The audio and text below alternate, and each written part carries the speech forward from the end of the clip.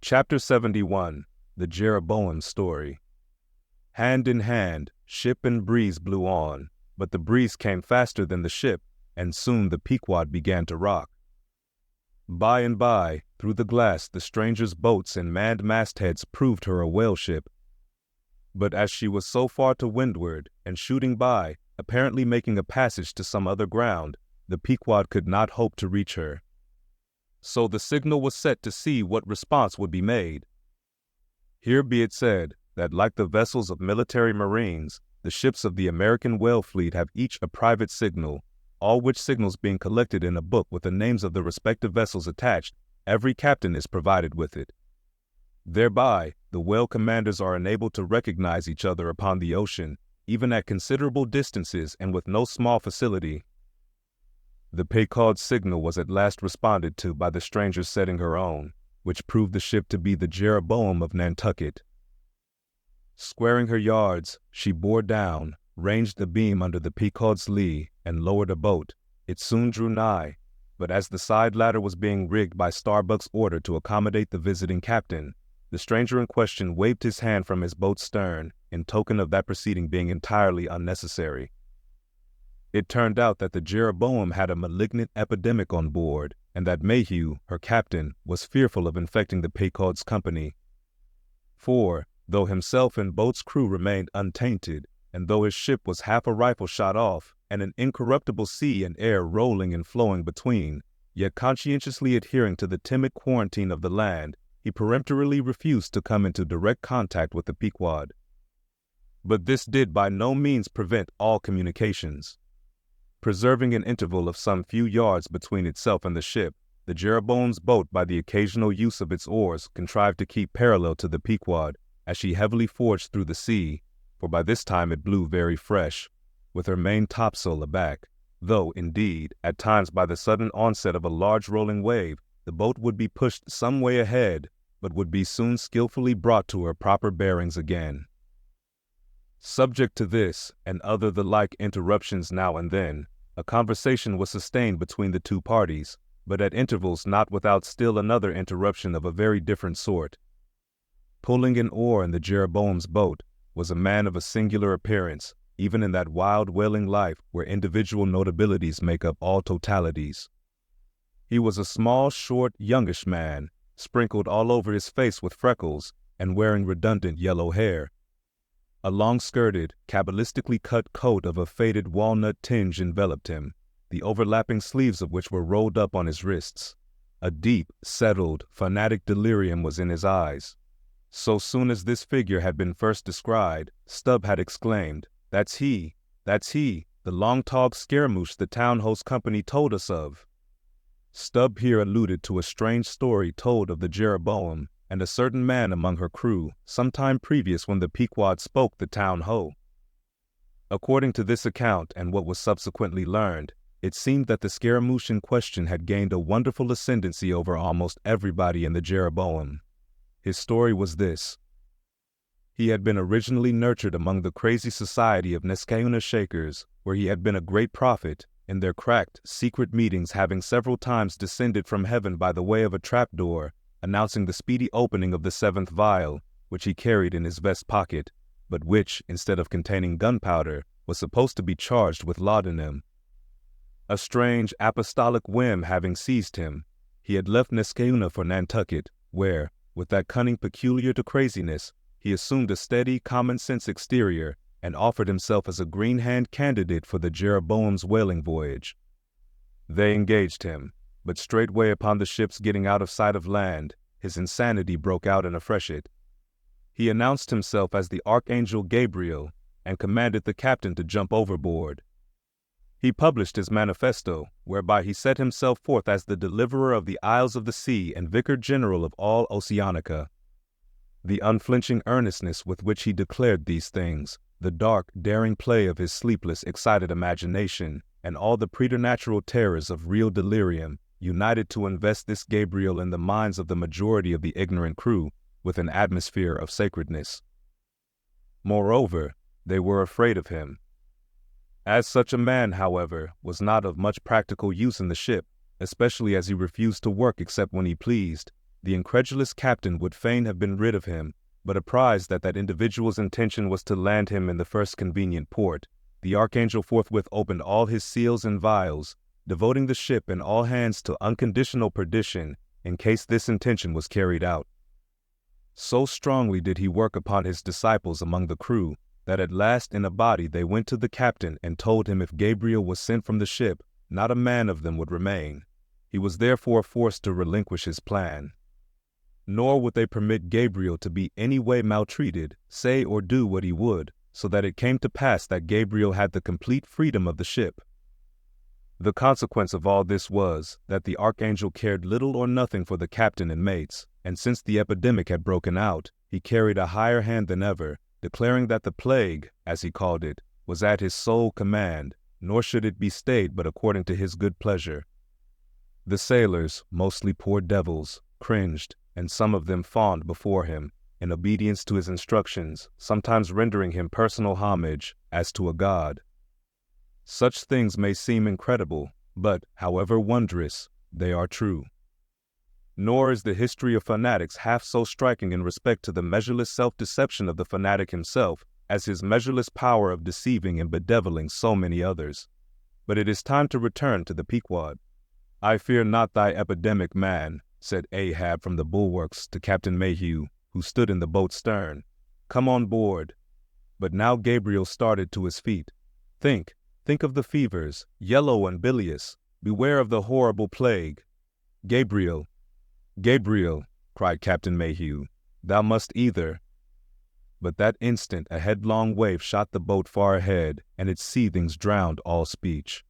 "Hast thou seen the white whale?" demanded Ahab when the boat drifted back. Think of thy whaleboat, stoven and sunk. Beware of the horrible tale." "I tell thee again, Gabriel, that—" But again the boat tore ahead as if dragged by fiends.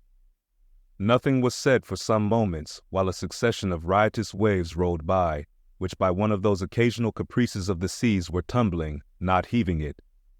Meantime, the hoisted sperm whale's head jogged about very violently, and Gabriel was seen eyeing it with rather more apprehensiveness than his archangel nature seemed to warrant. When this interlude was over, Captain Mayhew began a dark story concerning Moby Dick, not, however, without frequent interruptions from Gabriel whenever his name was mentioned, and the crazy sea that seemed leagued with him. It seemed that the Jeroboam had not long left home, when upon speaking a whale ship, her people were reliably apprised of the existence of Moby Dick and the havoc he had made. Greedily sucking in this intelligence, Gabriel solemnly warned the captain against attacking the white whale, in case the monster should be seen, in his gibbering insanity, pronouncing the white whale to be no less a being than the Shaker god incarnated, the Shakers receiving the Bible. But when, some year or two afterwards, Moby Dick was fairly sighted from the mastheads, Macy, the chief mate, burned with ardor to encounter him, and the captain himself being not unwilling to let him have the opportunity, despite all the archangel's denunciations and forewarnings, Macy succeeded in persuading 5 men to man his boat. With them he pushed off, and after much weary pulling and many perilous, unsuccessful onsets, he at last succeeded in getting one iron fast. Meantime, Gabriel, ascending to the main royal masthead, was tossing one arm in frantic gestures and hurling forth prophecies of speedy doom to the sacrilegious assailants of his divinity. Now, while Macy, the mate, was standing up in his boat's bow, and with all the reckless energy of his tribe was venting his wild exclamations upon the whale, and essaying to get a fair chance for his poised lance, lo! A broad white shadow rose from the sea, by its quick, fanning motion, temporarily taking the breath out of the bodies of the oarsmen.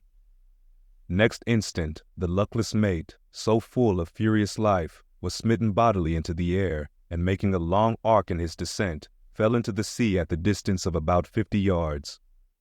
Not a chip of the boat was harmed, nor a hair of any oarsman's head, but the mate forever sank.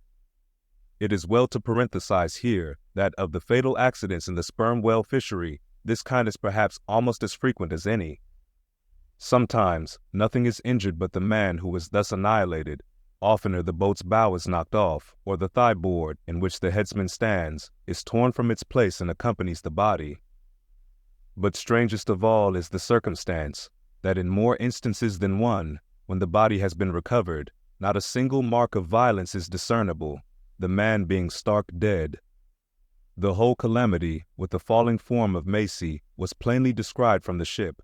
Raising a piercing shriek, "The vial! The vial!" Gabriel called off the terror-stricken crew from the further hunting of the whale. This terrible event clothed the archangel with added influence, because his credulous disciples believed that he had specifically foreannounced it, instead of only making a general prophecy, which anyone might have done, and so have chanced to hit one of many marks in the wide margin allowed. He became a nameless terror to the ship. Mayhew having concluded his narration, Ahab put such questions to him that the stranger captain could not forbear inquiring whether he intended to hunt the white whale, if opportunity should offer, to which Ahab answered, "Aye." Straightway, then, Gabriel once more started to his feet, glaring upon the old man, and vehemently exclaimed, with downward pointed finger, think of the blasphemer, dead, and down there, beware of the blasphemer's end." Ahab stolidly turned aside, then said to Mayhew, "Captain, I have just bethought me of my letter bag. There is a letter for one of thy officers, if I mistake not. Starbuck, look over the bag." Every whale ship takes out a goodly number of letters for various ships, whose delivery to the persons to whom they may be addressed depends upon the mere chance of encountering them in the four oceans. Thus, most letters never reach their mark, and many are only received after attaining an age of 2 or 3 years or more. Soon Starbuck returned with a letter in his hand. It was sorely tumbled, damp, and covered with a dull spotted green mold, in consequence of being kept in a dark locker of the cabin. Of such a letter, Death himself might well have been the postboy. "Canst not read it?" cried Ahab. "Give it me, man." Aye, it's but a dim scrawl. What's this?" As he was studying it out, Starbuck took a long cutting spade pole, and with his knife slightly split the end to insert the letter there, and in that way hand it to the boat, without its coming any closer to the ship. Meantime, Ahab, holding the letter, muttered, "Mr. Yes, Mr. Harry, a woman's penny hand, the man's wife, I'll wager. Aye, Mr. Harry Macy, ship Jeroboam. Why, it's Macy, and he's dead. Poor fellow, and from his wife," sighed Mayhew. "But let me have it." "Nay, keep it thyself," cried Gabriel to Ahab. "Thou art soon going that way." "Curses throttle thee," yelled Ahab. "Captain Mayhew, stand by now to receive it." And taking the fatal missive from Starbuck's hands, he caught it in the slit of the pole and reached it over towards the boat. But as he did so, the oarsmen expectantly desisted from rowing. The boat drifted a little towards the ship's stern, so that, as if by magic, the letter suddenly ranged along with Gabriel's eager hand. He clutched it in an instant, seized the boat knife, and impaling the letter on it, sent it thus loaded back into the ship. It fell at Ahab's feet. Then Gabriel shrieked out to his comrades to give way with their oars, and in that manner the mutinous boat rapidly shot away from the Pequod. As, after this interlude, the seamen resumed their work upon the jacket of the whale, many strange things were hinted in reference to this wild affair. Speed up your reading and enhance your memory with Moby Dick by your side. Choose the tactile joy of a physical book or the convenience of Kindle, and discover a deeper way to dive into this classic.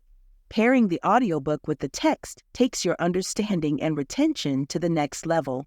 Ready to transform your literary experience?